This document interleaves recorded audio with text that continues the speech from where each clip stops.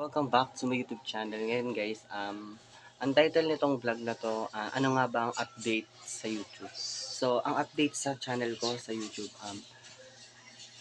nahihirapan akong ma-reach yung requirements kasi minsan ako makapag-upload. So, ayun nga guys. Ang dahilan kasi, yung nag-aaral pa ako yung hindi pa bakasyon. Ngayon kasi bakasyon na, katapos lang namin ng graduation namin. Then, nag-graduate na akong grade 12. So, ngayon, ang bala ko talaga is mag-stop ako ng 1 year. Dun sa 1 year na yun, ang goal ko is mag-work ako, then magba-vlog ako. Plan A is mag-aaral ako, pero yung naging plan A ko is magba-vlog muna ako. Pero plan B ko talaga yon. Then, plan ang plan C ko is magbi-business. Pero yun, hindi wala pa naman tayong pera para dun. So ngayon nga guys, ngayon na bakasyon naman, isipan ko mag-vlog. Yung patuloyin ko yung pagba-vlog ko. Yan, kasi nga, ang goal ko talaga is, pag natapos tong taon na to, gusto ko ma-reach ko yung requirements ni YouTube. Yung monetization. Kailangan ko talaga yun. Kailangan, dapat doble kayod ako, doble gawa ko ng content. Everyday dapat 3 content yung magawa ko. Nga guys. So, yung mga nakaraang araw hindi ako nakapag-upload kasi nga talagang wala akong maisip na content. Then, naghanap ako nung yung comfortable ako mag-vlog. Ayun nga guys. So, ngayon, nandito ako sa bahay ng aking pinsan kasi busy sila sa pagsiselfone. Ayun nga guys. So, napag-isipan kong gumawa ng content. Ayun guys. Kung napanood niyo yung isa kong vlog, nag-content ako nun. Ito yung pang ano sa balbas. Ayan. So, ayun nga guys, naisipan ko na gumawa pa ako ng another content para at least dalawa na yung ma-upload ko. At maya-maya mag-iisip pa ako ng isang content para 3 na yung content ko everyday. Yun yung plano ko. Dapat everyday dapat mag-upload ako ng 3 content para at least malaking tulong yun sa akin para ma-reach ko yung requirements kay YouTube. Dun sa mga makapanood nito, tapusin niyo yung vlog na to kasi nga gusto ko talagang tulungan niyo ako guys na ma-reach ko yung requirements kay YouTube, yung 4,000 watch hour. Kailangan ko talaga yun guys. Then, yung subscribers kasi, mabilis lang kasi yun makuha. Pero hindi ako nagpo-focus sa subscribers, nagpo-focus ako sa watch hour. Alam ko na alam ninyo sa mga YouTuber diyan. Alam ko yung nagsisimula pa lang kayo. Din sa mga makakapanood nitong mga small YouTuber, alam ko na nakapokus din kayo sa watch hour kasi napakahirap talaga ma-reach ang 4K watch hour guys. Hindi birong makakuha ng 4K watch hour sa 2 buwan. Kailangan mo talagang pagdaanan or pagsikapan talaga para ma-reach mo yun. Kaya ngayon guys, napag-isipan ko talaga kasi yung mga nakikita ko mga ibang small YouTuber, talagang nag-upload sila ng 3 beses sa isang araw, minsan nga 10 beses sa isang araw. Talagang nakikita ko mabilis silang na monetize. Kaya ayun nga guys, so gusto ko rin yung gayahin, nakakuha akong idea, thank you sa napanood ko. And ngayon nga guys, ang update sa pagba-vlog ko talagang ano, ang bala ko talaga is goal ko ulit-ulit. Ang goal ko talaga is ma-monetize.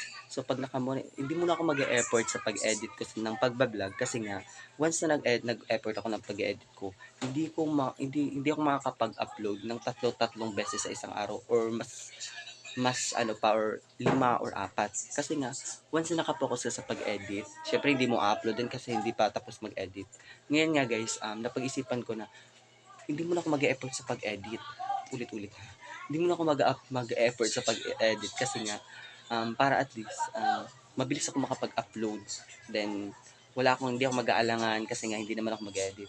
So pag na-monetize na ako, saka ako mag-e-effort ng pag-edit. Then mag-iisip ako kung ano yung content talagang para sa akin. Yung pagpupukusan ko. Kunyari, yung mga ibang YouTuber, pina- pinanood ko yung mga dating vlog nila. Ayan, nakita ko doon na naging tutorial video sila, gumawa sila ng mga tutorial video.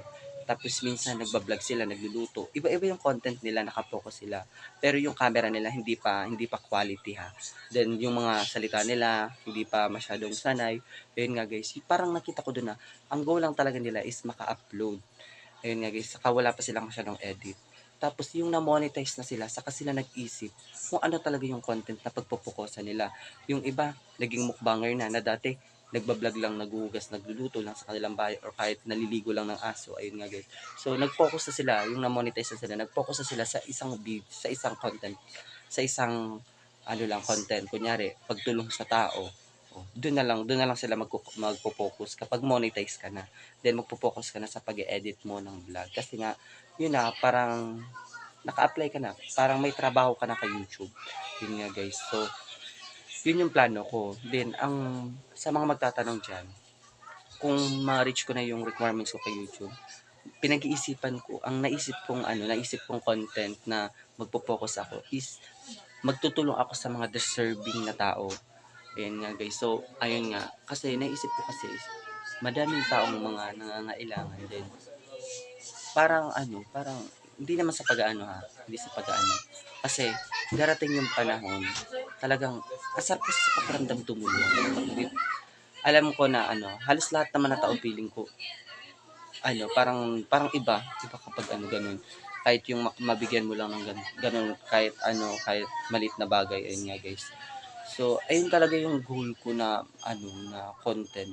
Pero ngayon guys, talagang gusto ko muna ma-reach yung requirements ko kay YouTube. Tulungan niyo ako guys na ma-reach ko yung requirements kay YouTube. Then mag-a-apply tayo. Then a-update ko kayo guys kung ano. Kaya panoorin niyo to guys yung vlog ko. Tapusin niyo din sa mga iba kong vlog. Panoorin lang ninyo kahit 3 minutes lang guys. Malaking tulong na po yan sa akin guys. Thank you so much. Ngayon pala magti-thank you na ako sa inyo. Yun nga guys, nag-update ako ngayon guys kasi gusto ko talaga kahit magdaldala lang tayo ayun guys, kahit paghugas or pagsipilyo gayon or pag-toothbrush. Ayun, kailangan talaga guys, parang naisipan ko kahit pagsipilyo dapat mag-vlog ka na. Ganon. Para at least meron kang ma-upload ng video mo sa YouTube channel mo at malaking tulong yun para at least ma-reach mo yung requirements kay YouTube. Yun nga, kung isa-isang beses lang kasi yung pag-upload mo, maabutan ka ng 4 years bago ka ma-monetize or 3 years ganun.